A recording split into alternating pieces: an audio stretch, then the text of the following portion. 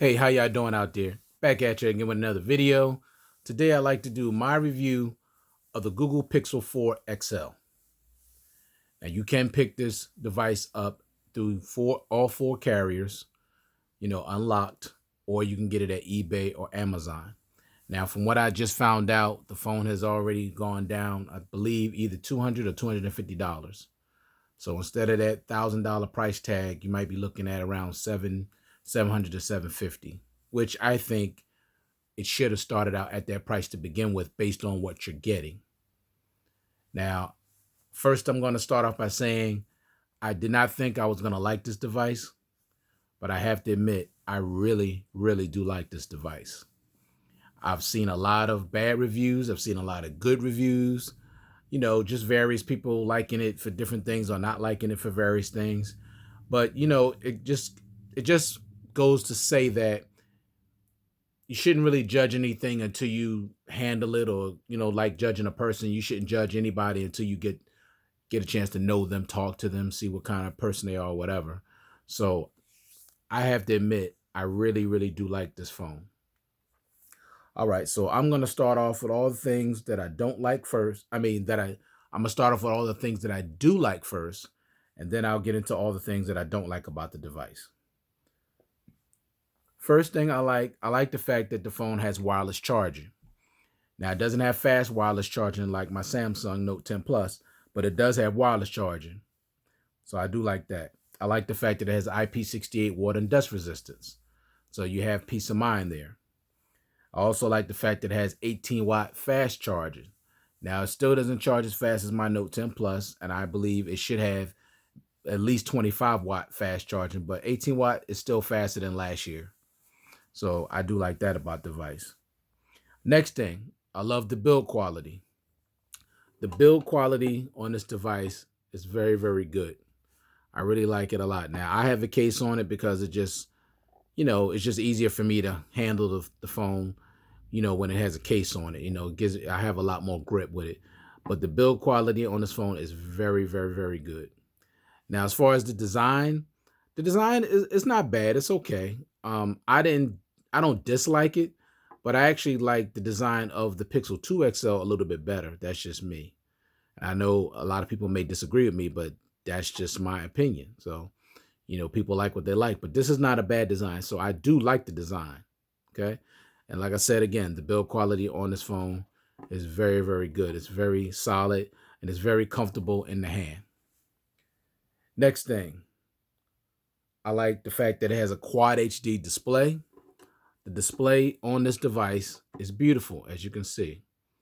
It's not as bright as a Samsung or the Apple, but it's a beautiful quad HD display. So I do like that. And I'm rocking max brightness because that's the way I like my phones, max brightness. Next thing I like about this phone is the dual stereo speakers. Now, these speakers on this phone sound amazing. They really do. I like them. They have that nice full sound. Let me just let you listen to it really quick. Let me open it up. All right, let's take it to YouTube. Go to my channel. All right, get you some music here. Play my favorite song.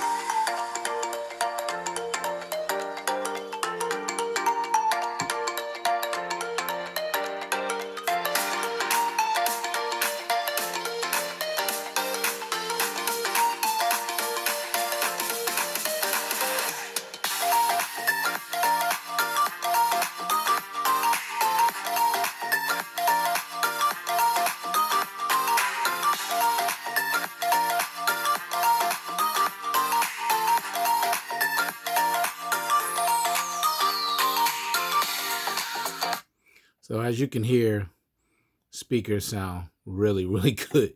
Nice stereo sound, nice full sound. I like that. These stereo speakers and the one on the 11 Pro Max, sound pretty similar. You know, they both sound really, really good. I'm very impressed with the stereo speakers. Next thing I like about this device is the battery life. Now, I know there's a lot of people that said, you know, the battery life is very poor or they can't get through a full day. But I have to say, based on my experience, I can easily get through a full day. Easily.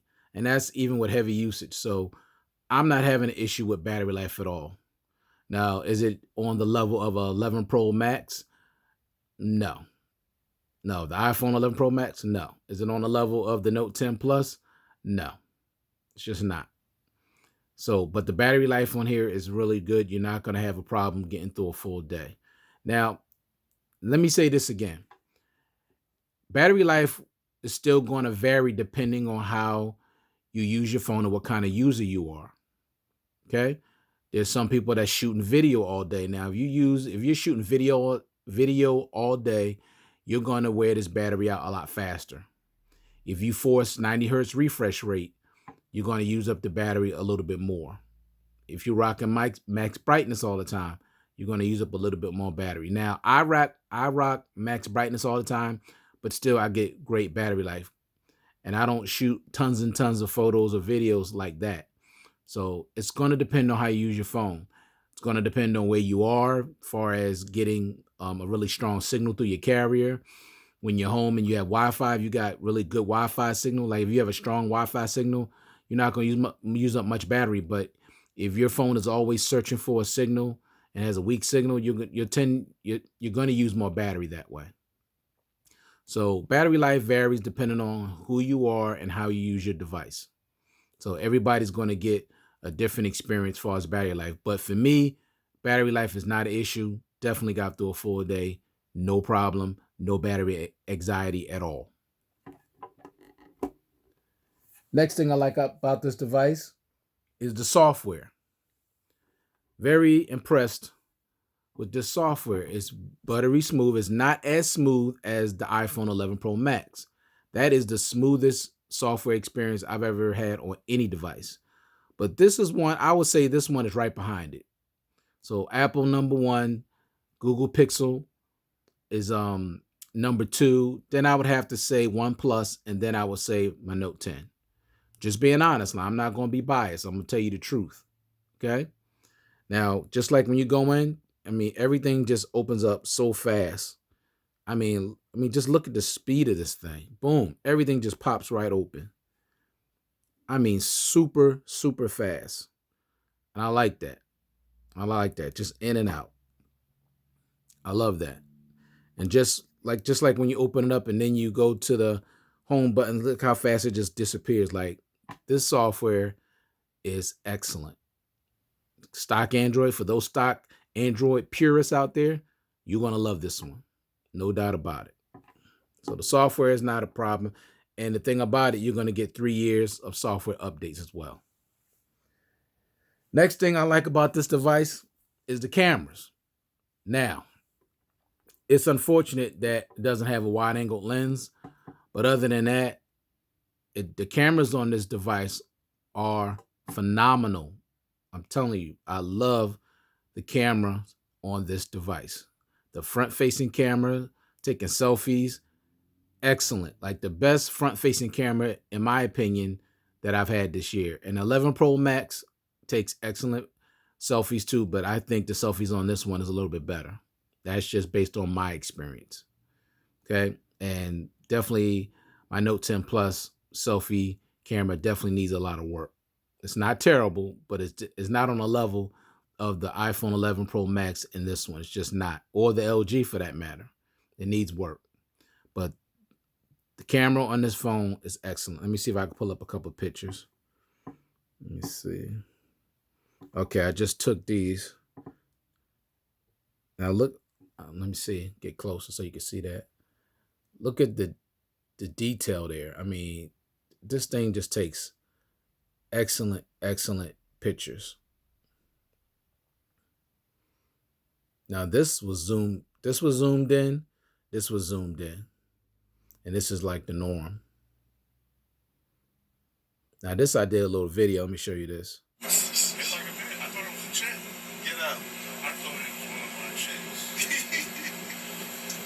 Nice and smooth. This is what I was inside the train, get ready to get off at my job. But I just want to show you that to show you the smoothness of it. Look at this picture here. This is at my job as well. This was a short video I shot. Just to pan around so you can see the smoothness, how it doesn't distort.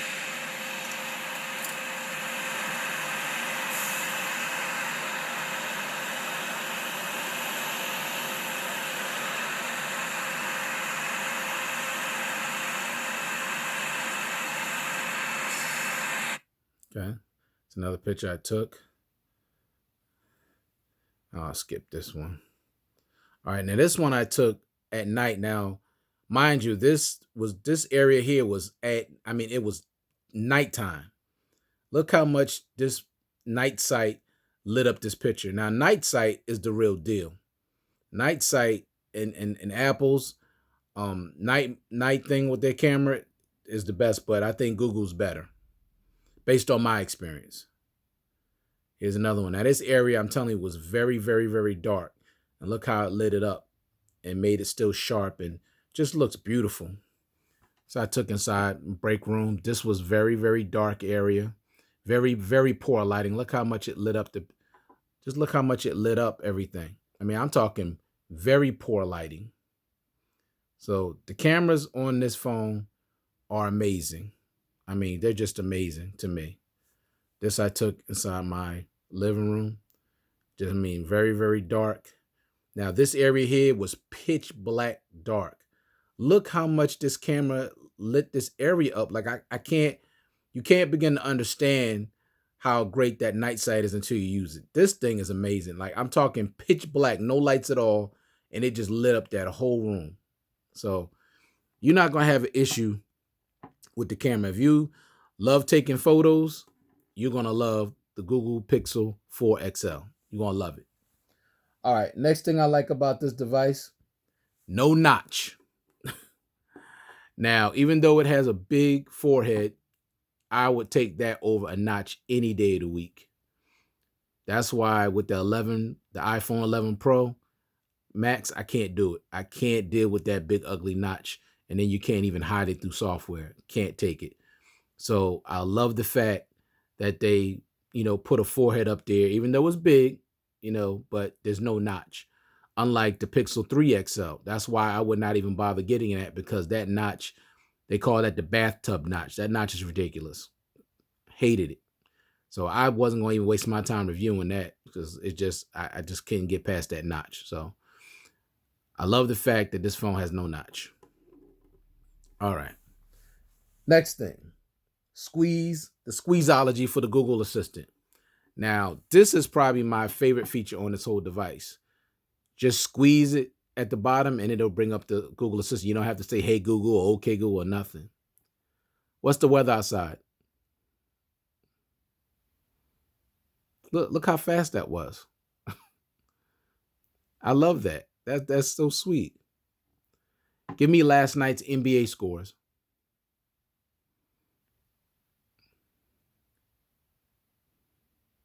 See how fast that came up? Everything comes up really fast.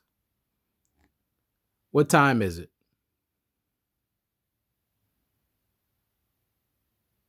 See? Everything just pops up. So I love that. Now I have the volume down. That's probably why you're not hearing it, actually saying something, because I got the volume down. But the Google Assistant, this is my favorite part of this device. I love this. Well, I love the display too. The display is beautiful too, but I love that squeezeology with the Google Assistant. Love that. I wish every phone had that feature. Next thing that's good is voice recording.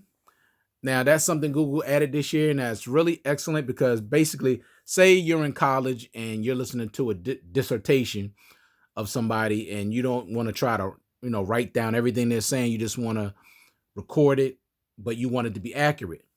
This thing is going to record somebody's voice and it's going to be accurate, 100% accurate. So that's phenomenal. I like that. And I hope that gets passed on to other phones, because that's really good. I like that. And especially, say, if you're texting and you don't want to text, you just want to, send a do a voice text, it's going to be completely accurate, no mistakes.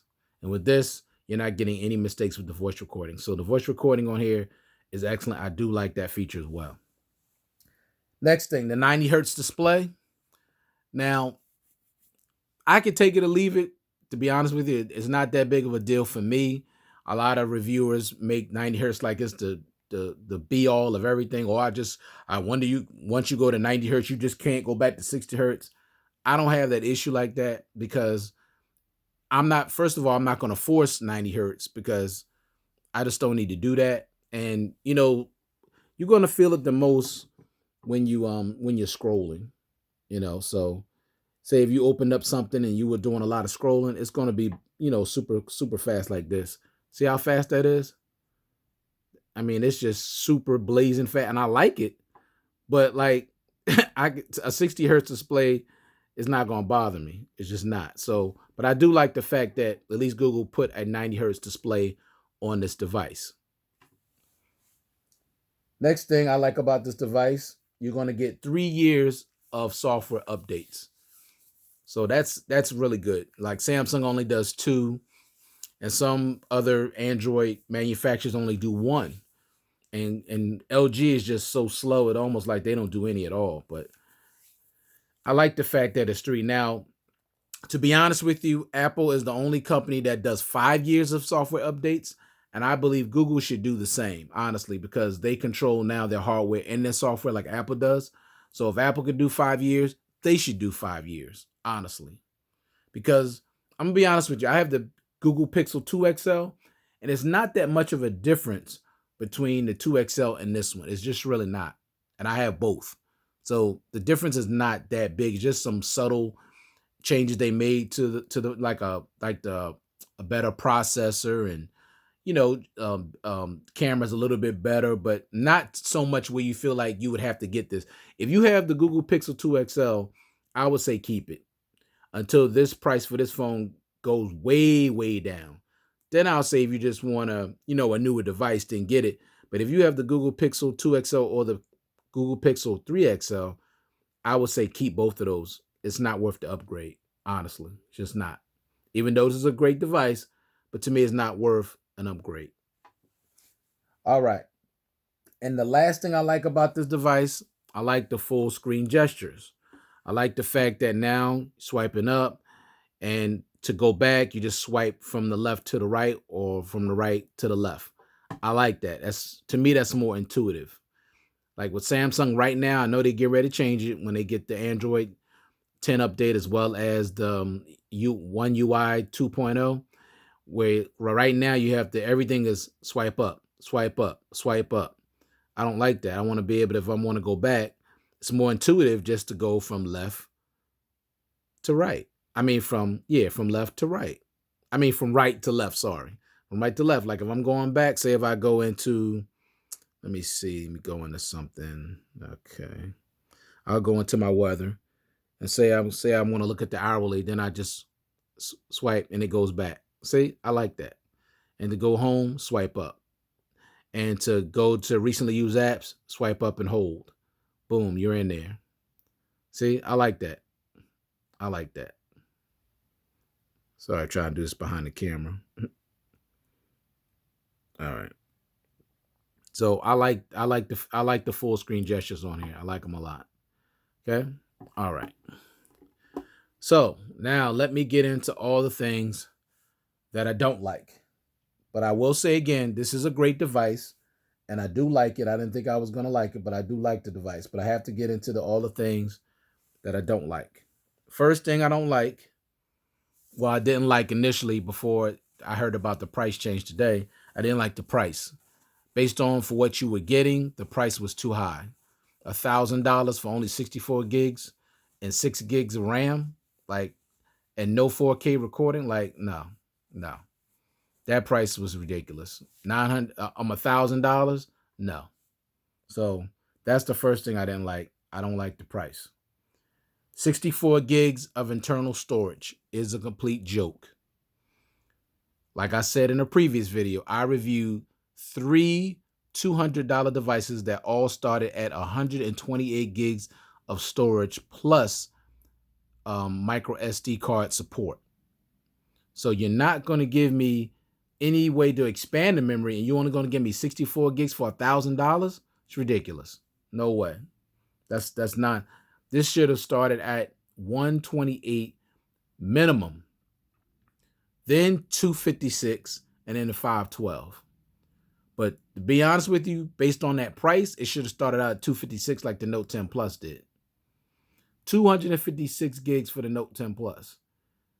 And that phone was $1,100. Now, $1,000 and you giving me 64 gigs? No, I'm not feeling that at all. Not at all. All right. No expandable memory. That's the next thing I don't like. Like I said, the fact that you only give me 64 gigs and I can't expand the memory, that's not cool. I don't like that. Now, people say, well, you got the Google Cloud. Everybody don't like storing sensitive things in the cloud. Clouds can be hacked. Anything pretty much can be hacked. But at least if you had the option of a micro SD card, you could just put your pertinent, sensitive, information on that, and then you can encrypt it. Or you could just, if you had more storage on a device to begin with, you could leave it, your pertinent, sensitive information on your phone, which is considered a hard drive. So everybody's not feeling cloud storage. So give people options. And Google, you're running Android, so it should be all about options. So I'm not understanding why you would do this. That makes no sense to me. I don't like that. Next thing, no dongle in the box. No headphone jack, which I don't like, which is unnecessary to remove it. But no dongle in the box at all. So you don't even have an adapter for your expensive headphones. For those of you that are audiophiles, or not audiophiles, but those of you that have very expensive wired headphones, you want to be able to just put it right in and connect with the phone. And they don't even give you a dongle and they want to charge you $1,000 for the device. No, not cool. No case in the box. Now, I'll say again, I reviewed 3 $200 devices, all came with a case. And they were only $200 and they came with a case. I'm not feeling the fact that they couldn't even put one clear gel skin case in the box. No. Next thing, no pre-installed screen protector. Now, you could at least put a screen protector on here as well. You got other companies that's charging way less money and put an already pre-installed a screen protector. OnePlus did it. Samsung did it. And you mean to tell me you can't put a screen protector on there? $1,000? No way. No headphones in the box. Once again, $1,000, y'all. You can't even give me a set of headphones? Come on now. That is so ridiculous. No headphones. And I reviewed, once again, I keep saying it because it's important. $200 devices, all with headphones. And $1,000 device, I can't get a pair of headphones? No, not feeling that either. No wide angle lens on the camera. Now, I actually happened to see just a portion of the Google event, and this woman, of course, works for Google, of course, going to come out and say, we feel as though telephoto is more fun than wide angle. No. Nobody's feeling telephoto over wide angle. With a wide angle, you're going to get more in the shot. And there are phones out there that are $600 cheaper that has wide angle lens on the camera. And you mean to tell me for $1,000 I can't even get a wide angle lens? That's unacceptable. I'm sorry. That is unacceptable. Google has a great camera and I can't even get wide angle and ultra wide. Really? No. I don't like that. I don't like that at all. No 4K recording at 60 frames per second. Once again, y'all, $1,000. No 60 frames per second with the 4K recording. On the front, neither the back. Not good. No 4K recording at all on the front camera. 1080p only. And you got, once again, devices $400 or $500 cheaper that has 4K recording on the front camera. So this is unacceptable to me from Google. It's just unacceptable. And I know some people may say, oh, it's not that big. It's a big deal. I'm talking about the money. Now, if they came out and this phone was like between $600 and $700, okay, you can swallow that to some degree. But still, that's still ridiculous. no 4K recording on the front camera, and no 60 frames per second on the rear. No. Next thing, no fingerprint sensor. You don't have no fingerprint sensor underneath the display, and they took the one that was on the rear off. So now you only have one biometric way to open your device, and that's face unlock. I don't like that. I like to have options. I want to be able to open my phone more than one way biometrically, especially most of the time my phone is going to be in my pocket. So if the fingerprint sensor is on the rear, before I even take it out my pocket and get it to my face, I could already unlock it by just easily just placing my finger on the back of the fingerprint sensor. When I take it out of my pocket, just my finger's going to automatically rest there. So before I even get it out of my pocket, it's unlocked. So give me the option, just like Apple. I don't like to just give you one biometric way to open your device. I don't like that. Okay. Next thing, no security on the face unlock. And I say that because you could basically open up your phone with your eyes closed using the face unlock. I don't like that. I don't like that at all. Google needs to fix that ASAP. There's no way you should be able to open up your phone using the face unlock with your eyes closed. That's stupid. That is just stupid. Okay? Somebody could, get into your phone, and people think that this can happen. It could happen. You fall asleep, somebody puts the phone over your face, open your phone, and they into sensitive information on your phone. No. That's a complete fail on Google's part. I don't like that. And the next and last thing I don't like about this device is that big forehead. Now, I do like the fact that there's no notch, but that is a big forehead. And I'm sorry, I know you got all these motion sensors and all that stuff underneath, but that could be a lot smaller than that. That's huge. That's huge. And with technology the way it is now, there's no reason for that forehead to be that big. With my Note 9, I have a forehead, and I got like a bunch of sensors under there: iris sensor, camera. I forgot the other sensors, but at least 4 or 5 sensors underneath that screen on the front, and it's thinner than this. It's nowhere near as thick as this. So this didn't have to be like this. This is ridiculous. Okay, so I don't like that forehead. Now, I will say one of the things that I forgot to mention that I do like the facial unlock in this sense. When it sees your face, it automatically opens your phone right to the home screen. I like that, as opposed to Apple, where you got to swipe up. Now, you do have the option on here, which is what I like. You can have it where you can make it not open up to the home screen, and you can swipe up, or you could change it where it just opens the phone right up. So that's what I'm talking about. You want options.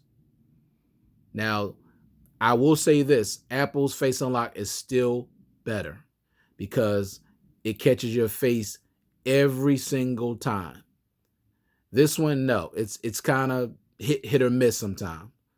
It just is. That's been my experience with the device. It's hit or miss. Okay. Now, the next thing I like is the motion sense, in the sense that, let me turn it off first. And I forgot to mention also with the things that I do like. I'm sorry, I apologize. I do like the always on display. It's not as good, nowhere near as good as my Samsung. It's not even on the same level at all. And I'll show you. It's fine, but I'd rather have something than to have nothing.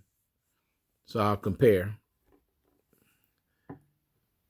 Well, it's hard when this one keeps lighting up, but you can see how big and bright and vivid this is, and you get your notification. See how much smaller this one is, and it's you can see it, but it's nowhere near as big and bright as this. And you could interact with this. You can control your music. You could put an animated animation in there. You could put a picture in there.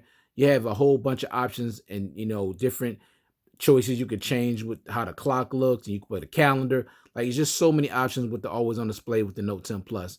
With this is all you're getting. You're going to get the time, your battery percentage, and your notifications, but that's all you're going to get. And you can't change it. You can't make it bigger. You can't make it brighter. That's it. Okay? But I do like that it has always on display. And the Face ID is cool, like I said, because it opens up right to the phone. So now I know there may be some now, like, oh, let me get to that really quick with the motion sense, like with the waving, to go from left to right with your music, either go back or go forward. Very, very inconsistent. So I don't like that. The other thing is with the motion sense, which is kind of cool. If you walk, the phone can sense when you're near it. So say if you leave the room, the always on display will go off. When you come back in the room, it'll light up. And then when you go to get near to grab the phone, once you grab the phone and pick it up, it automatically comes on, sees your face, and it turns on. So the motion sense is really good. I like that.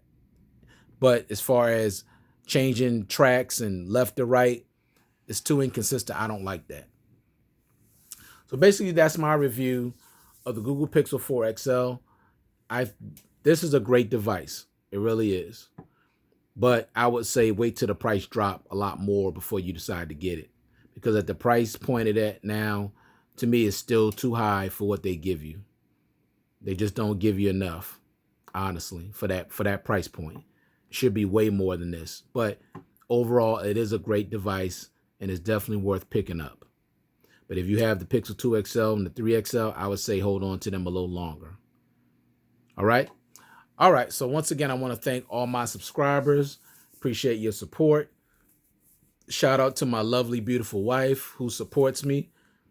Love you, and you're very much appreciated. All right, I'll check you guys out in the next one. Peace.